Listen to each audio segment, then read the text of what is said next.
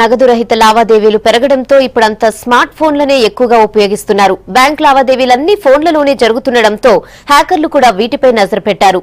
Fishing mails, missed calls తో smart ఫోన్లలోకి enter అవుతున్నారు cyber దొంగలు. అలర్ట్ గా లేకపోతే బ్యాంకుల్లో సొమ్ము ఖాళీ అవుతుందని హెచ్చరిస్తున్నారు నిపుణులు.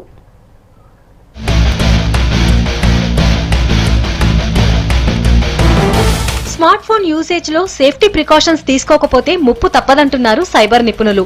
ఆండ్రాయిడ్ ఫోన్లలో Skype, WhatsApp, video calling apps ను హ్యాకర్స్ హ్యాక్ చేసే ఛాన్స్ ఉందంటున్నారు సైబర్ సెక్యూరిటీ వింగ్ అధికారులు. But here the problem is that the purpose for which I have given data or I have shared my data with them is a very innocuous, simple purpose that you use that data to serve me, provide me the service or the product to me. But are they really following it? The answer is no. Because in their agreement which we blindly click to accept, they say we can share your data with our friends, partners. Smart phone apps ద్వారా నెటిజన్లు చేస్తున్న personal chattings, వీడియోలు, ఫోటోల postings తో పాటు బ్యాంకుల money transaction అన్ని online లోనే చేస్తుంటాం.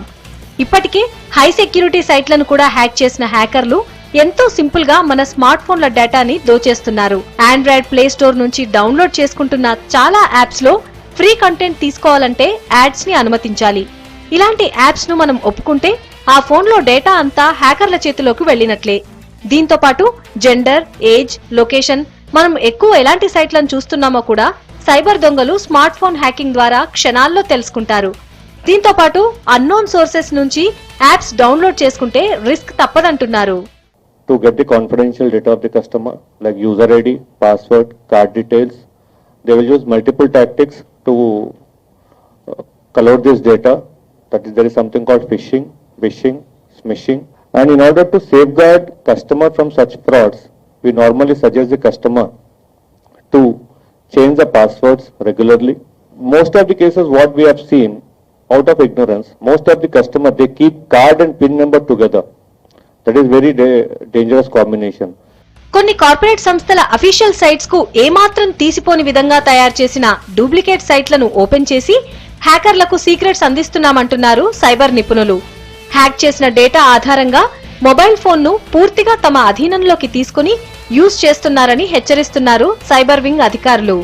స్మార్ట్ ఫోన్ యాప్స్ యూజర్స్ కనీస సేఫ్టీ ప్రికాషన్స్ తీసుకోకపోతే హ్యాకర్స్ బారిన పడతారని చెప్తున్నారు టెక్నికల్ ఎక్స్పర్ట్స్. మొబైల్ బ్యాంకింగ్ తో పాటు పేటీఎం లాంటి మొబైల్ యాప్స్ ద్వారా చెల్లింపుల్లాంటి ఫైనాన్షియల్ లావాదేవీలను సైబర్ దొంగలు టార్గెట్ చేసే ఛాన్స్ ఉందని హెచ్చరిస్తున్నారు.